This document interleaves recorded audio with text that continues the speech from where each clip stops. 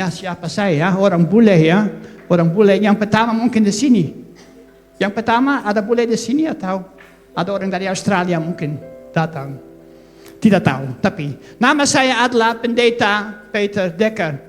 Dan dari tahun 2016 sampai tahun 2022, saya bersama Ibu Anna, istrinya, tinggal di Makassar, di Tanjung Bunga.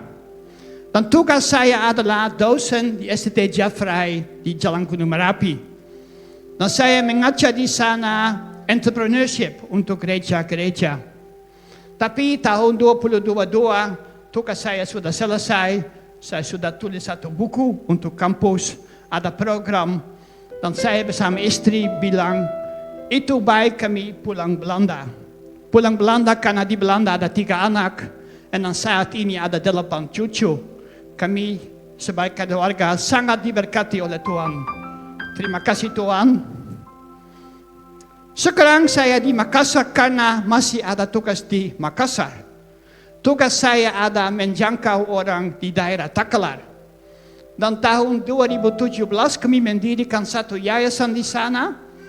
Saya tidak mau bicara di mana-mana persis, tapi daerah Takalar, Yayasan Sulalam. Dan kami bikin di sana minyak kelapa VCO dan juga ada beberapa program untuk memperdayakan masyarakat. Kami sudah kembali bulan April tahun 2022, tapi biasanya saya 3-4 kali setahun di Makassar. Ini mungkin cukup untuk saya. Di Belanda sekarang saya pendeta di gereja Bethel. Sama di sini ya, GBI Bethel juga ya. Tapi kata Bethel tidak terlalu bagus. Karena ini bukan desa-desa yang bagus di Israel dulu. Karena banyak dewa-dewa yang palsu ya. Pasti kalian tahu, saya mau mulai dengan sedikit yang praktis sebelum kami buka Alkitab. Saat ini ada masalah di Eropa, karena di Eropa ada perang di antara Rusia dan Ukraina. Ini berarti di Eropa semua makanan, listrik, bakar bahan cepat naik. Sangat mahal beberapa hal. Sekarang ada juga banyak pengungsi lari dari Ukraina ke Eropa. Di Jerman 1 juta orang lari dari Ukraina. Di Belanda 120.000 orang lari dari Ukraina. Mereka lari dan harus pamit keluarga. Mereka harus pamit teman-teman. Mereka harus pamit tempat kerja. Dan ini tidak terlalu mudah. Karena mereka tidak tahu apa terjadi masa depan. Bagaimana Alkitab hari ini bilang tentang pamit. Karena menurut saya ini sangat penting. Karena waktu kehidupan di sini di dunia sudah terbatas. Mungkin kami menjadi sangat tua, mungkin 100. Mungkin Indonesia 80, Belanda 90. Yang panjang, tapi banyak orang meninggal juga lebih muda. Bersama kita akan memikirkan untuk pamit dan bagaimana ini ditulis di Alkitab. Dan tema hari ini adalah pamit dengan berkat dari Tuhan. Pamit dengan berkat dari Tuhan. Mari kita buka Alkitab. Saya akan baca cerita dari Kejadian 49. Dan kami baca ayat 29 sampai 33. Saya ulangi, Kejadian 49 ayat 29 sampai 33. Dan pasti ini ada di screen. Di atas sudah tulis Yakub meninggal dan dikuburkan.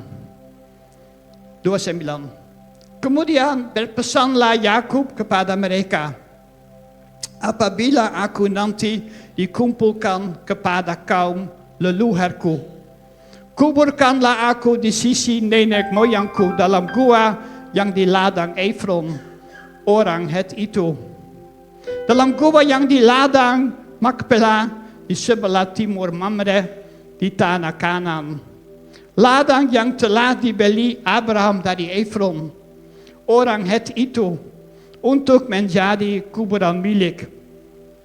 Disitulah dikuburkan Abraham beserta Sarah, istrinya, Disitulah dikuburkan Ishak bersama Ribka, istrinya. Dan disitulah juga kuburkan Leah. Ladang dengan gua yang ada di sana telah dibeli dari orang Het. Setelah Yakub selesai berpesan kepada anak-anaknya, ditariknya lah kakinya ke atas tempat berbaring dan meninggallah ia. Maka ia dikumpulkan kepada kaum leluhurnya. Sampai itu. Pamit orang ini terjadi setiap hari. Jika saya keluar rumah, saya pamit ibu anak karena kami hidup bersama di satu rumah. Karena anak ada tempat lain. Nah, saya cium ibu anak dan saya bilang, oke, sampai nanti. Ini menurut saya sangat penting. Karena kita tidak tahu apakah kami pulang ke rumah lagi. Karena setiap hari ada orang meninggal karena kecelakaan di jalan. Mereka berangkat dari rumah dan tidak kembali seperti biasa. Setiap hari ada orang meninggal di luar rumah karena mereka dapat masalah jantung atau kesakitan lain. Seperti adik pendeta Hadi Halim minggu lalu. Adik meninggal karena serangan jantung.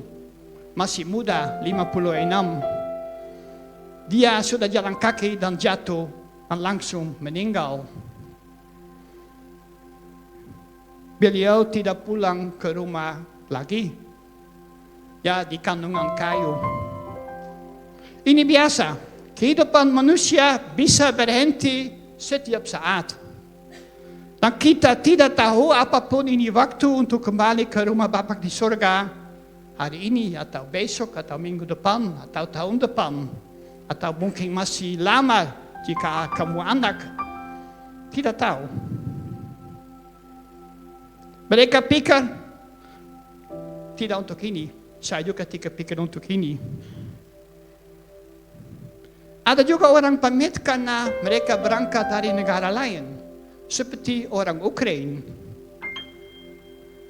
Mereka pamit karena mereka mau pindah ke Belanda atau ke Jerman karena aman di sana.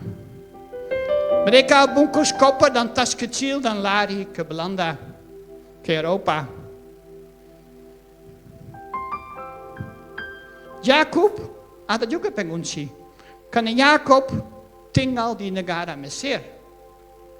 Lari dari Israel, lari dari Kanaan, karena di dunia ada kekurangan makanan. Cuaca tidak bagus mungkin tidak cukup hujan, dan ada laparan-laparan di mana-mana. Ada masalah makanan waktu itu di Kanaan, dan Yusuf anaknya suruh bapak sama saudara-saudara dan sama anak-anak untuk pindah ke Mesir. Dan 20 orang pindah ke Mesir. Karena Yusuf penguasa di Mesir dan sudah berkumpul banyak makanan di dalam gudang. Di atas pasal ini sudah tulis, Yakub meninggal dan dikuburkan. Karena kehidupan Yakub sudah hampir diselesaikan. Yakub ada pada akhirnya hidupnya. Dari bab 47 sampai 50 ada tulisan bagaimana akhirnya Yakub. Nanti baca di rumah ya. Kejadian 47 sampai 50. Ini sangat menarik. Dan dari bab 47 kami baca, Yakub masih hidup 17 tahun di tanah Mesir. Maka umur Yakub, yakni tahun-tahun hidupnya, menjadi 147 tahun. Saya ulangi, 147 tahun. Ini sangat tua. Kehidupan Yakub di tanah Mesir sudah hampir terakhir. Saat ini tidak ada orang di dunia dengan umur ini. Yang paling tertua ada satu wanita di Perancis sekarang.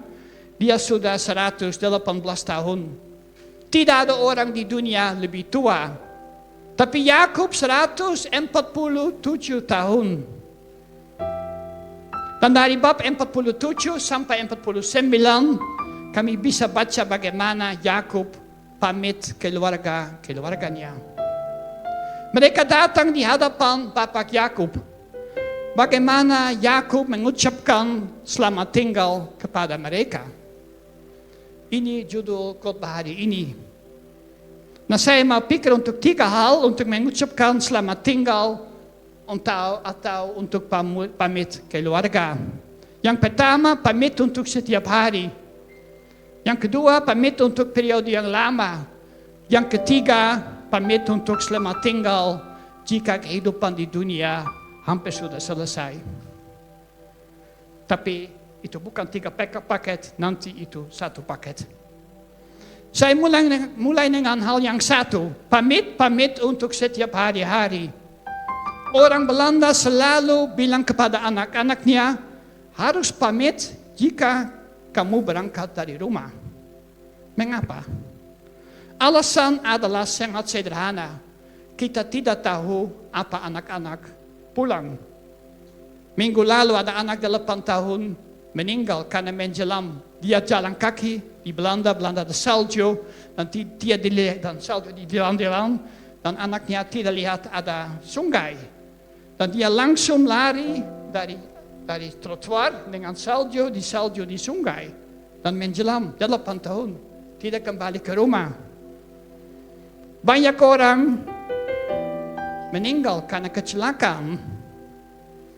Banyak orang meninggal karena sakit, 5 menit sudah selesai, mereka meninggal. Ini terjadi sering di dunia dan kami tidak mau pikir untuk ini. Ini sedikit jauh, ya. Saya ada pasti kehidupan yang lama. Tapi Tuhan tahu persis. Tuhan tahu persis kapan waktu untuk panggil kita. Ini alasan untuk pamit setiap kali keluar dari rumah, keluar dari mana-mana. Rasul Paul menyapa juga pembacaannya di akhir setiap surat-suratnya. Ini sangat penting untuk pamit, untuk menyapa ketika kita berangkat dari rumah, atau dari tempat kerja, atau dari sekolah, atau dari mana-mana. Jangan lupa ini, pamit terus. Yang juga penting, tidak berangkat dengan amarah. Jangan berangkat dengan amarah. Perbaiki dulu, dan katakan mengapa Anda marah kepada keluarga, teman-teman, atau tempat kerja, atau apapun. Selalu. Karena mungkin tidak ada waktu lagi untuk perbaiki. Karena mungkin tidak bisa ketemu lagi. Saya tidak bisa tidur jika saya marah kepada istri Ibu Ana. Dan sepanjang malam saya pikir, oke, saya marah. Mengapa saya marah? Harus perbaiki dulu. Saya selalu pikir, harus katakannya kepada mereka dengan saya, mengapa saya marah. Mengapa saya tidak bisa tidur. Harus perbaiki ini supaya bisa tidur tanpa kemarahan. Ingat, jangan berangkat dari rumah, dari keluarga atau dari teman-teman dengan kemarahan. Pamit mereka dengan selamat. Yang kedua, pamit untuk periode yang lama. Bulan April 2022, saya dan Ibu Anne pulang ke Belanda. Kami balik karena tugas sudah di kampus sudah selesai. Dan kami pamit teman-teman di kampus, tetangga-tetangga di kompleks tinggal di Amaryllis, penduduk-penduduk dekat Yayasan Sulelam, dan juga anggota-anggota gereja-gereja. Kami datang dan berbicara bersama mereka bagaimana alasan kami pulang ke Belanda. Dan yang terakhir, kami doa. Doa bersama-sama mereka untuk kehidupan selanjutnya di mana-mana kami tinggal. Ini yang sangat penting. Pamit dulu tapi doa. Doa bersama-sama untuk kehidupan di dunia. Minta Bapa di surga untuk memberkati kita semuanya. Karena kami tidak hidup lebih lama bersama-sama, tapi ingatan kalian masih di dalam pikiran. Saya tidak bisa lupa kampus SD Jeffrey. Saya tidak bisa lupa tetangga-tetangga di Amaryllis. Saya tidak bisa lupa anggota-anggota jemaat di sini. Saya masih ada di dalam pikiran saya. Dan kami tiba di Belanda, dan ketemu anak-anak dan cucu-cucu, dan hidup bersama mereka. Kami senang karena hidup dekat mereka. Ini sangat susah ya, saya di Indonesia, ibu anak di Indonesia, dan anak-anak dan cucu 15.000 kilo jauh dari di sini. Dan orang bilang, papi sudah pulang Belanda, masih pikir untuk orang Indonesia? Ya, saya masih pikir untuk orang Indonesia. Karena mungkin saya hadir di Belanda, tapi pikiran saya masih di Indonesia. Saya tidak bisa lupa Indonesia. Dan saya senang karena masih ada tugas di sini. Dan saya sering ke Makassar, sering ke tempat-tempat lain di Indonesia. Ini sama-sama teman-teman di Indonesia. Jika saya datang, ada undangan banyak untuk makan bersama. Mereka juga tidak lupa orang bule. Dan saya memikir bagaimana di rumah Belanda, dan saya ambil 2 bantal dari gereja Takalar untuk doa setiap hari. Setiap hari kami doa untuk jemaat di Indonesia. Setiap hari kami doa untuk pelayanan pendeta-pendeta di sini. Setiap hari kami doa untuk masyarakat yang gelap keliling kita.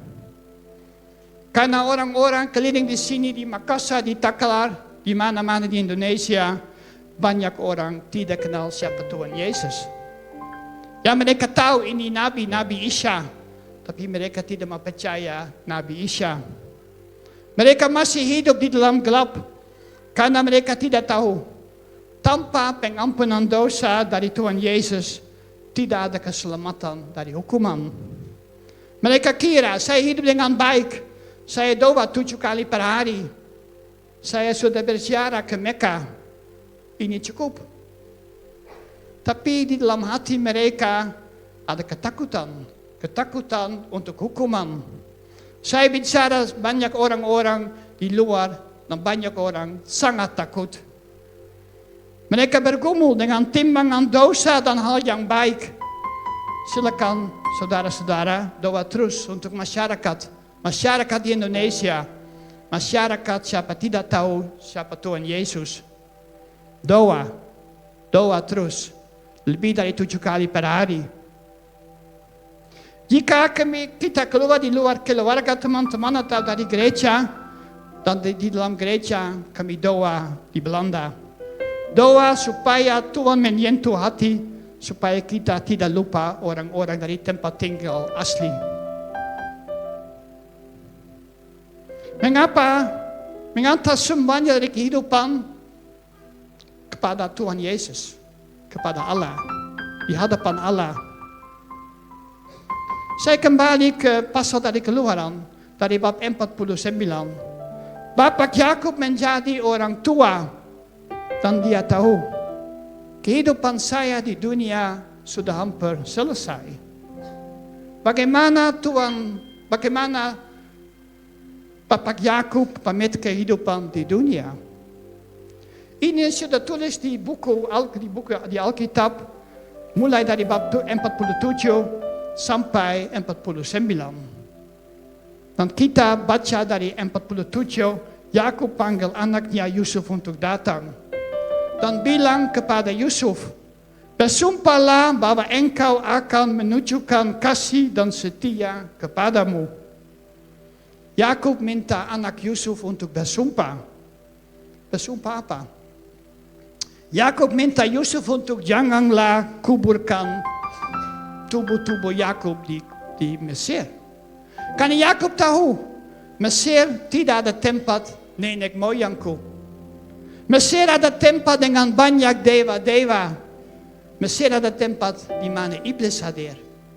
Karena di Mesir ada penyihir, ada peramal, ada penolopon roh-roh, dan semuanya tidak baik, tidak cocok untuk kehidupan orang percaya Tuhan Yesus atau Tuhan.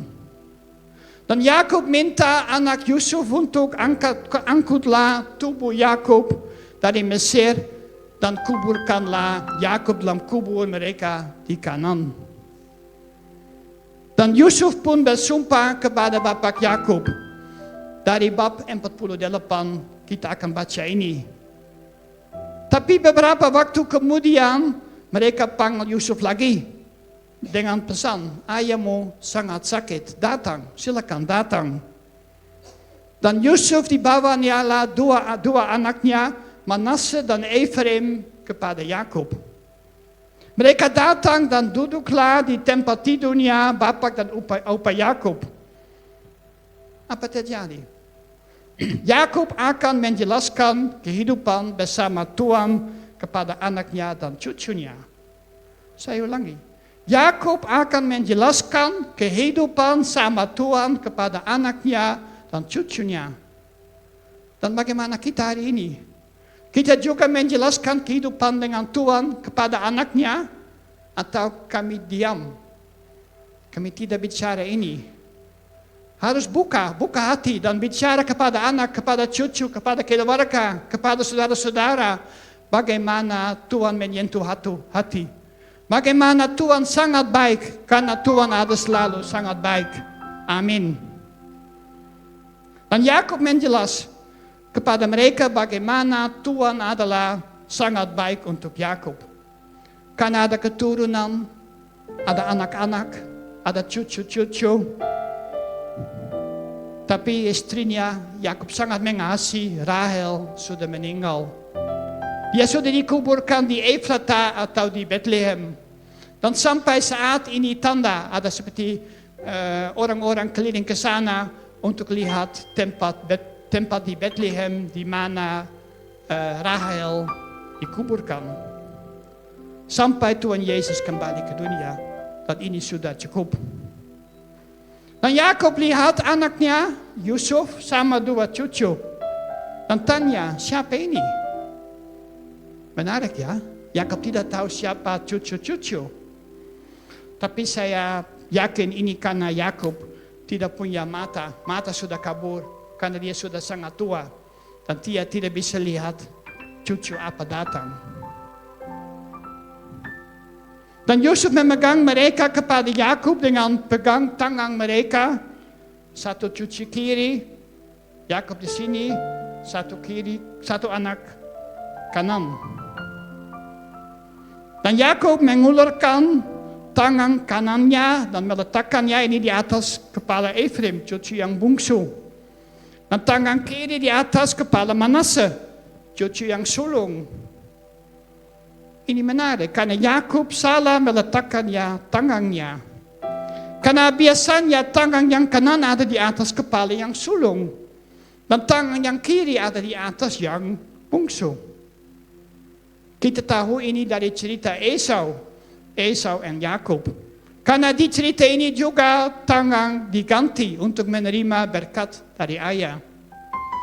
Karena berkat dari Abraham sudah pindah ke sulung Esau kepada anak bungsu Yakub. Setelah itu ini terjadi lagi dengan Yusuf dan dua cucu. Dan Yakub berkati cucu-cucunya.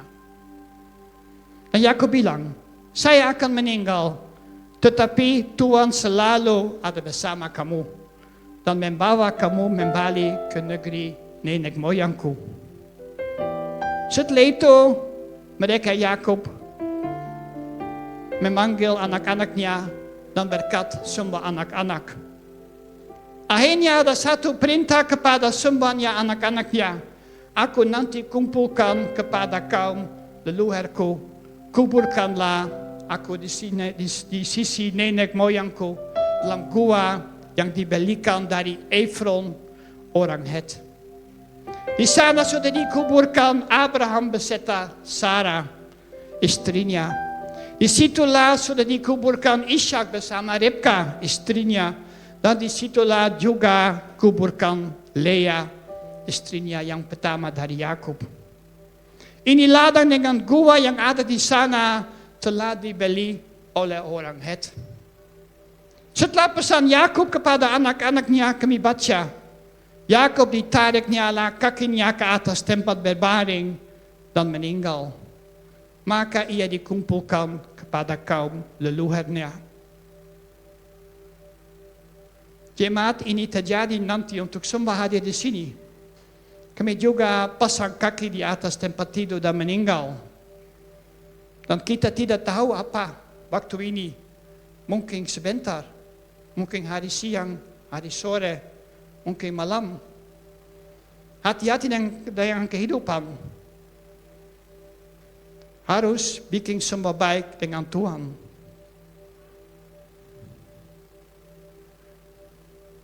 Yakub tahu, saya sudah orang yang tua, mata saya sudah hampir ditutupkan, dan saya akan meninggal cepat. Dan Yakub meninggal. Yakub sudah mempersiapkan jalannya ke Bapa di surga. Karena Yakub panggil anak-anaknya dan 2 cucunya. Kami tidak bisa baca ada cucu-cucu lain datang. Cuma cucu-cucu dari anak Yusuf datang di hadapan Yakub. Dan mereka diberkati sangat khusus. Mereka dapat warisan dari Yakub. Dan anak dikasih satu bagian dari tanah Kanaan. Ini luar biasa karena Bapak Yakub juga punya hati yang khusus untuk anak Yusuf. Karena Yusuf tidak dapat bagian dari tanah Kanaan. Bagian Yusuf sudah dibagikan ke cucu-cucu Efraim dan Manasseh. Dan di panjang perjanjian lama, kita bisa baca cerita-cerita tentang Manasseh dan Efraim. Efraim sama diberkati seperti saudara-saudara Yusuf. Dan orang yang pintar hitung tahu.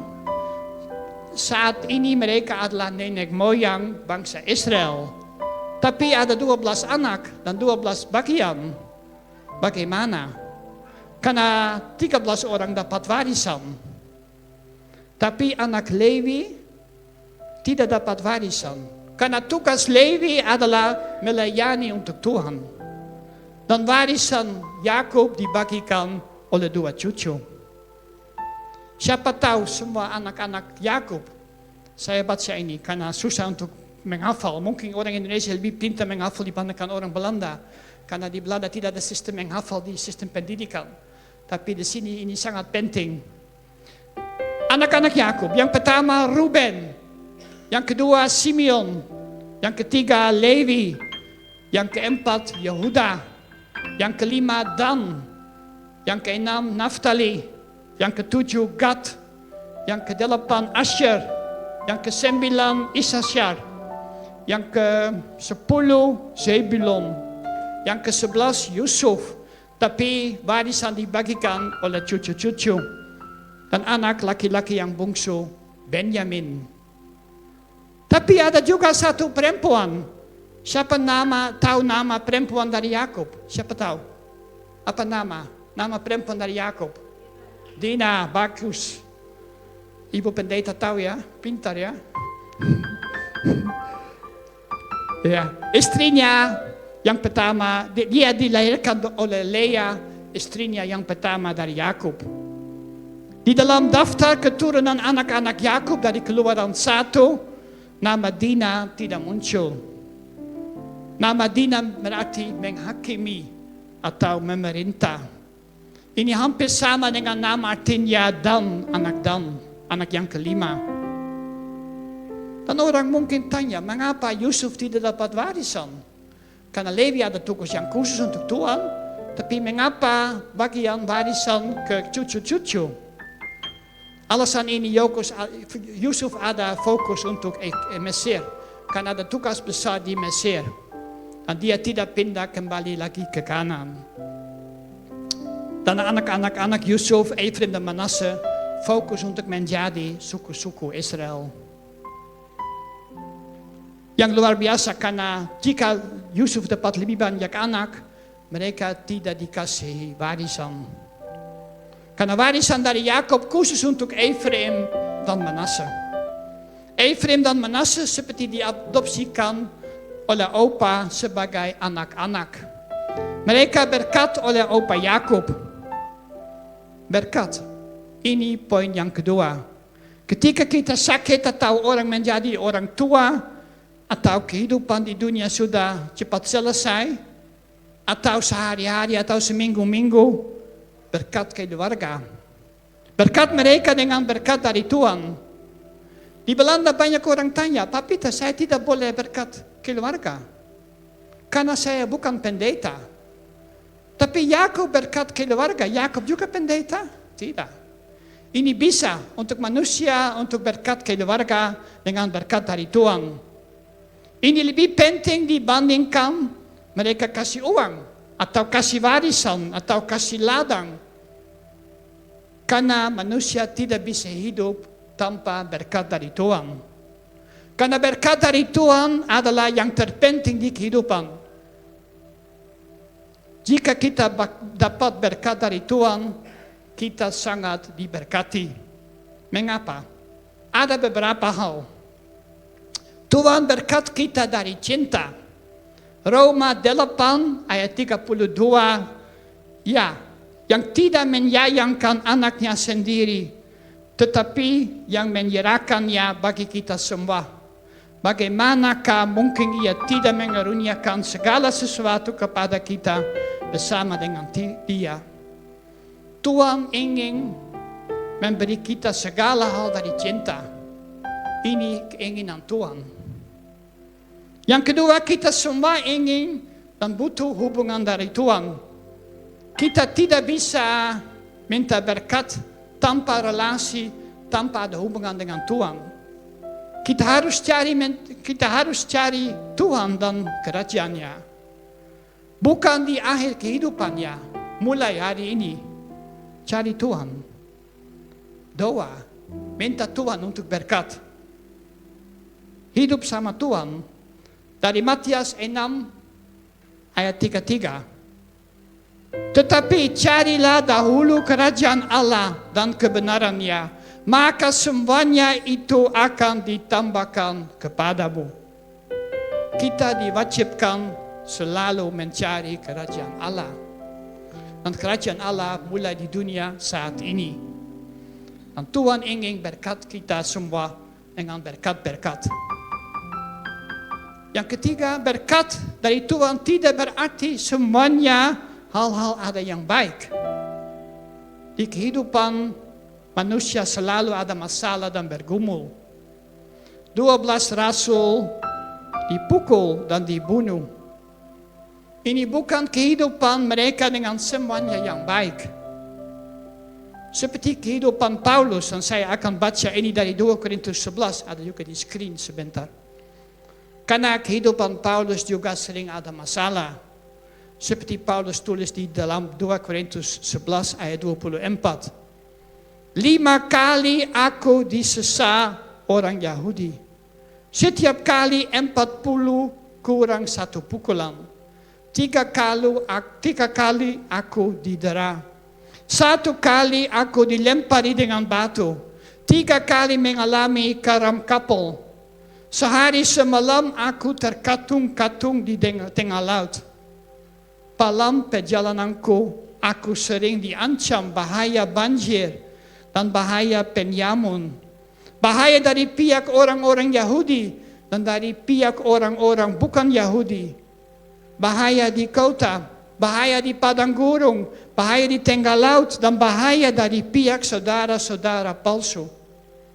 Aku banyak berjeri, lelah, dan bekerja berat. Kerap kali aku tidak tidur, aku lapar dan dahaga. Kerap kali aku berpuasa, kedinginan, dan tanpa pakaian. Ya, kehidupan Paulus juga kehidupan dengan sangat baik, ya, dengan rumah yang mewah, dengan mobil-mobil, dengan uang-uang terlalu besar. Paulus juga hidup seperti sangat sederhana. Yang keempat, di seluruh kehidupan manusia ada periode yang tidak baik. Ada periode yang baik, ada periode yang tidak baik. Ada periode kami menikmati, ada periode kami menerima. Ini juga terjadi di kehidupan Yakub. Ada berkelahi dengan saudara Esau. Ada berkelahi dengan Laban, omnya.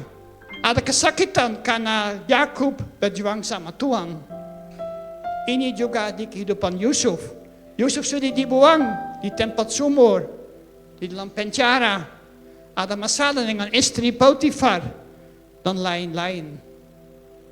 Tetapi dari Kejadian 39 ayat 2, Tetapi Tuhan menyertai Yusuf. Sehingga ia menjadi seorang yang selalu berhasil dalam pekerjaannya. Berkat dari Tuhan selalu ada di atas kepala Yusuf. Sepanjang hidup Yusuf. Yang kelima, kita harus baca Alkitab dan belajar Alkitab. Karena Alkitab sudah berisi dengan banyak nubuat dan janji. Kita harus belajar bagaimana Tuhan akan berkati kita. Apa bagian dari kehidupan kita Tuhan ingin berkat? Bagaimana cara mengucapkannya berkat dari Tuhan? Ada dua. Langsung dari Alkitab, dari bacaan, dan yang kedua dari pencurahan Roh Kudus. Dari Alkitab dan dari pencurahan Roh Kudus.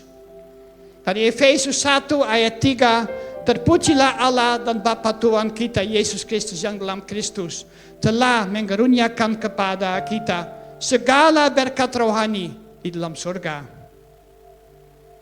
Yang keenam, yang terakhir, ini semuanya berkat Tuhan akan mengasihi kita.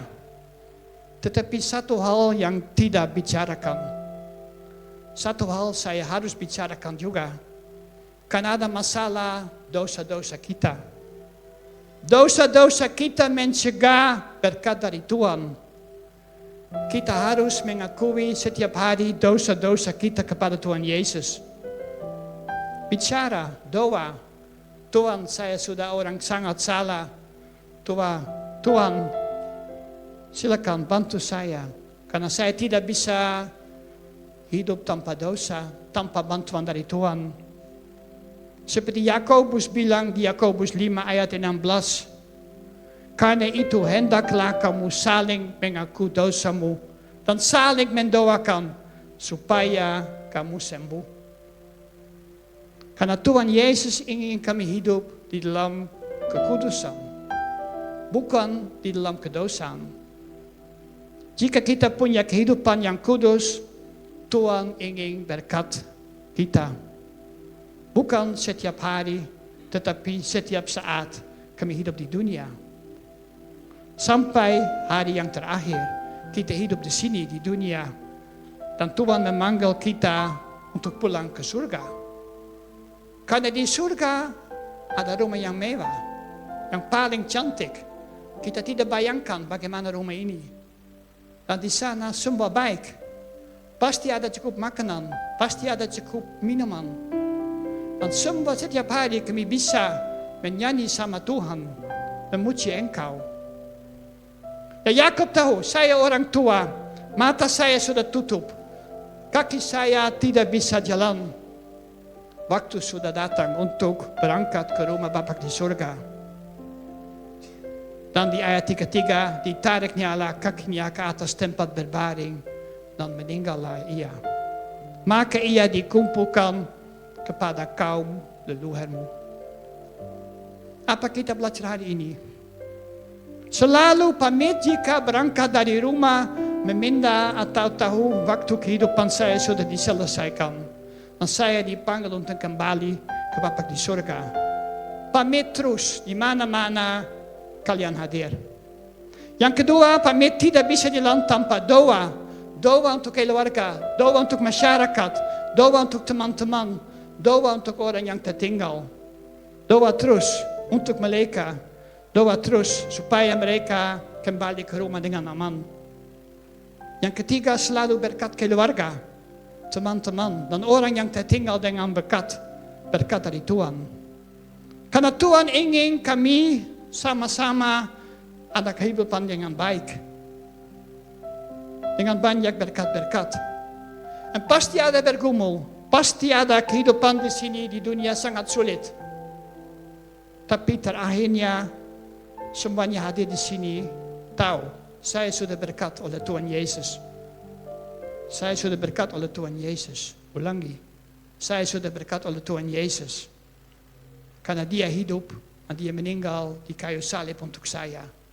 Dan semua dosa-dosa sudah dihapus. Ya saya tidak pantas. Tapi saya harus menerima semua berkat-berkat dari Tuhan. Katakan selamat tinggal kepada semuanya, tidak lupa ini. Tuhan memberkati GBI Hope masa depan di sini. Terima kasih. Amin.